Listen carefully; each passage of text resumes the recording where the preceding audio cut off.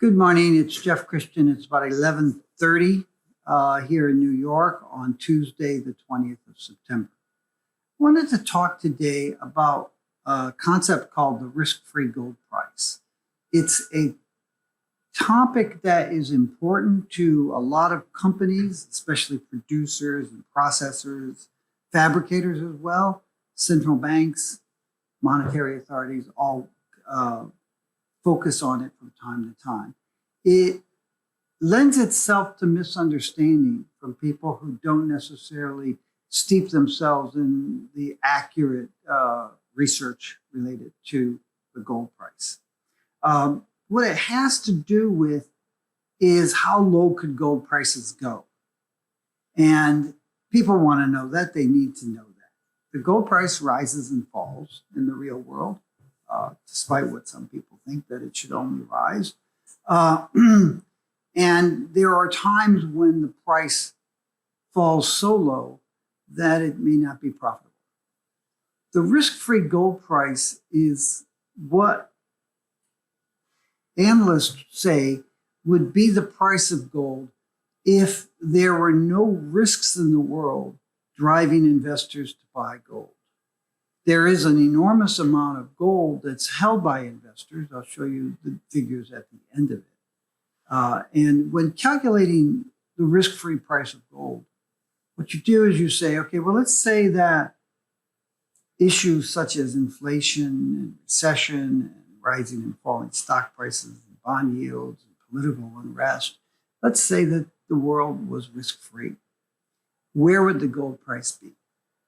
And I guess the calculation that is made is that you look at the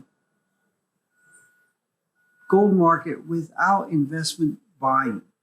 You don't necessarily say that those investors who own an enormous amount of gold would sell some, although in a risk-free world, they probably would. But you say, let's say, what would the gold price be in the absence of investment demand? Now, in the 1980s and 1990s, CPM Group calculated that the risk-free gold price was around $280 an ounce. The price had been locked into artificially low levels through various gold standards for 300 years. And they had been freed to float. They rose from 35 to 42 to 68, came back down. Rose to $200, came back down, rose to $850, came back down. And you can see here, the interesting thing is that after each rise in the gold price, sharp rise in the gold price, when the price comes down, it stays at a much higher level than it had been prior to that. In the 1970s, the average price after the 1973-74 price increase was around $115 an ounce, if I recall correctly. After the rise to $850 in the first quarter of 1980, when the price came down, the average price was around $340, $350 an ounce. When the price rose sharply higher to $1,600, $1,900 on an intraday basis in 2011 and came back down, the price averaged around $1,250 or $1,280 for several years before rising again. So that's one of the mechanics there. Now, back in the 80s, we calculated the risk-free price of gold. If investors didn't feel compelled to own gold because we were in a halcyon world, the price would be $280. But we went further and we said, we didn't think the price was sustainable below $320 an ounce. And we held that level and that conviction and that analysis from the mid-1980s into the early aughties. Gold price actually fell below $320 an ounce in the second quarter of 1997. And we said at the time that prices below $320 an ounce were unsustainable. Below $320 an ounce, you would see several things. One is you would see mine production fall. You would see fabrication demand and gold use in jewelry rise because it was more affordable. And you'd also see some investors selling, although a little bit, very little on a net basis. Again, the thesis is not that investors sell their gold, but that they stop buying. And in 1997, when the price fell below $320, we said the gold price is unsustainable in a long-term basis below $320, but the short term can last 5 years. And it did. The gold price basically stayed below $300 an ounce for most of the period from 1997 until 2002. There was one spike up on a one-day basis in October of 1999 to around $340, but the price fell back the next day. And that spike up had to do with tight supplies and congestion in the roll into the October 1999 COMEX gold futures contract delivery. There are people who think it had to do with the announcement of the first European Central Bank gold agreement at the same time, but that was purely coincidental. The price rose because of congestion in the October COMEX futures contract. And once that was resolved, the price fell back.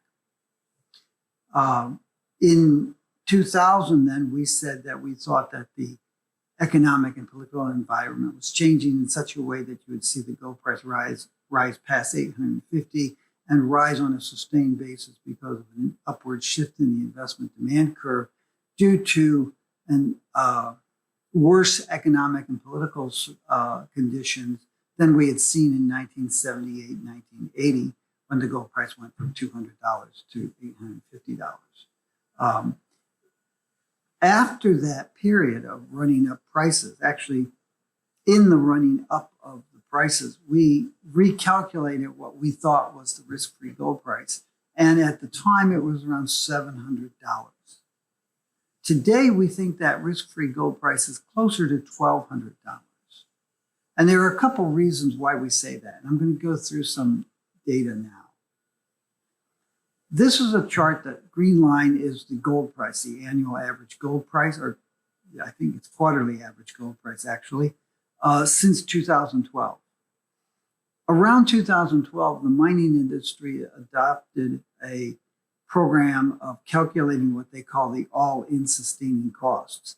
It's not a perfect calculation. In fact, it's not compliant with generally accepted accounting principles, but it is what the mining industry was willing to, at least some of the mining industry, some of the major producers were willing to accept.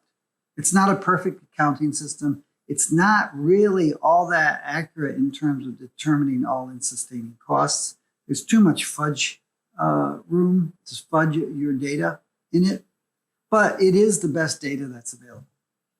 So the red line here is the all-in sustaining costs, and that consists of sustaining costs, what it takes to keep your mining company going as a going concern, and cash costs. Cash costs are the operating costs. Sustaining costs include exploration, mergers and acquisitions, development costs, capital requirements, and general and administrative overhead. So you put all that together and you have in your all-in sustaining costs. What does it make? What does it cost really to be an ongoing, sustainable gold mining company? And you can see those all-in sustaining costs. Well, during the bull market, they rose from very low levels, probably around $600 or $700 an ounce by our calculations, up to around $1,200 an ounce. As the gold price fell after 2012, producers cut, and they primarily cut in their sustaining costs because that's where you can cut the fastest. And you saw both sustaining costs fall, and you saw the all-in sustaining costs drift lower. And they drifted lower into 2019, which makes sense because during that period of time, gold prices fell and they were relatively weak, trading between 1,180 and 1,380 for most of that period of time. Starting in 2018, 2019, gold prices started rising. And as gold prices rose, the mining industry sort of exhaled and allowed its costs to increase to the point where they're almost back to 1,200. It's not a good measure of total costs and total all-in sustaining costs because, as I said, there are weaknesses in the calculations, but it is the best that we have.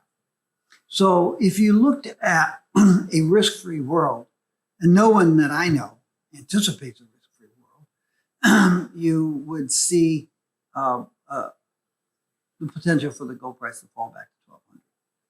Now, I should say that in the late 1990s, 1997 to 2002, that period 1997 to 2000 was a period of time of unrealistic economic optimism. It was the new economic paradigm. We wouldn't have inflation. We wouldn't have recessions. The stock market was going to go from 5,000 to 40,000 over a couple of years.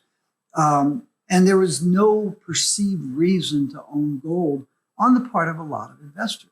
And that was the factor that really took the gold price from $340 an ounce, $360 an ounce in the first quarter of 1997, down to levels below 300 over the next 3 or 4 years. You saw that again a little bit in 2013. We had a tough time from 2001 onward till 2011. And in 2011, we had an international debt crisis centering on the European Union and the southern tier of the European Union. A lot of the focus was on Greece, but Italy, Ireland, Spain, and Portugal all had debt issues. Other parts of the world had debt issues at that time.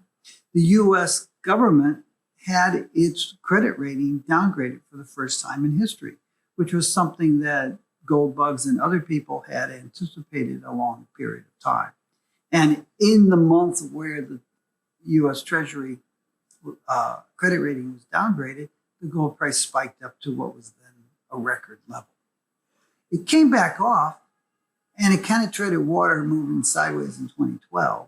And in 2013, it fell sharply. And it briefly, on a quarterly basis, approached that all-in sustaining cost. Since that time, the margin between the market gold price and the all-in sustaining cost has widened once again to the point where the gold mining industry, for all of its issues that it's facing, actually has sustainable prices that they can operate and grow profitably in. Now, that all leads to the question that people have is, will there be enough gold to meet demand in such a low price, risk-free environment? And the answer is yes. Mining remains vibrant. These are the reserve grades weighted by the reserves of recently developed and undeveloped, but in the process of being developed, gold mining projects. And you can see that it's been relatively flat to modestly higher. And you've had 3 big spikes. 2017, when Pretium's Brucejack project came online, 2020, and we have one projected for next year, 2023. I show this because people who want to scare investors into buying gold for all the wrong reasons often say that we're running out of mineable gold, and also that the average grade being mined is lower because we're running out of gold. And no. Now, first off, the average grade over time is lower because of technological changes in mining and refining and beneficiating gold from ore. And also it fluctuates over time on a cyclical basis as miners adjust their ore grades to remain profitable during periods of weak prices. They'll mine a higher average grade, and during periods of low prices, they will mine during periods of high prices, they'll mine a lower average grade. Part of the increase that you saw 2015, 2017, 2018, part of that upward shift represents the fact that the mining industry has, in fact, discovered sizable reserves of high-grade ore, despite what you'll hear from gold promoters who want you believe that the world's running out of gold. Part of that increase in the average grade also represents the fact that from 2013 to 2018, you had low gold prices, and the mines that were being developed tended to have higher grades and were thus profitable at those lower prices. So there's some cyclicality in there. More importantly are there reserves to mine? And yes, there's plenty of gold left in the ground. We produced about 86 million ounces of gold last year. We're producing about 86 million ounces of gold again this year on a global basis. Mining reserves in 2020, the last year for which we have the data, were 1.7 billion ounces. And that represented 20 years of mine production at current rates. Mineral resource mining, the reserve base, actually, the USGS stopped reporting it in 2008. The last year that they reported it, it was 3.2 billion ounces, which represented 7 years of mine production at current rates. Those are historically high levels, sustainable mine production. And then the real key is the resources, for which data is really not available, but resources are a multiple of both the reserves and the reserve base. The reserve base and reserves are a subset of resources, and the resources are not delineated, but are known to be very large. And as I've said in previous videos, a lot of the resources that are believed to be out there are in China and Eastern Russia. So when they get produced, they probably will not be produced by companies listed in Toronto or New York or London. But there's plenty of gold left in the ground to meet future demand, even at lower prices. But more importantly, there's even more gold available in refined form above ground. Investors have about 1.4 billion ounces, and most of that has been accumulated since 2000. Official reserves are about another billion ounces. This is gold that's in refined form. There's another 2.8 billion ounces that's in jewelry and decorative and religious objects. And there's a constant flow, 20 million ounces or more of gold that comes out of old electronics, as well as jewelry and decorative and religious objects. And when the gold price rises, you will sometimes see that stuff come in at greater levels. So there's a lot of gold available to meet future demand. More importantly, if you think about it, if you were to have a risk-free world, investment demand would probably be less than 20 million ounces and possibly less than 10 million ounces, because investors buy gold to protect themselves from all of those risks that are abroad in the world. And if you did enter into a sustained risk-free world, investors probably would feel less inclined to be buying 27 million ounces of gold, 26, 27, which is what they bought last year and what they're probably buying again this year, or 40 million ounces the way they bought it in 2020. So there's plenty of gold to meet demand, even if the price were to come down. But as I said, that sustainable price, or the risk-free price, is probably around $1,200, which is a calculation we made more than a decade ago, which is why we thought that the gold price would drop to $1,280 between 2011 and 2015.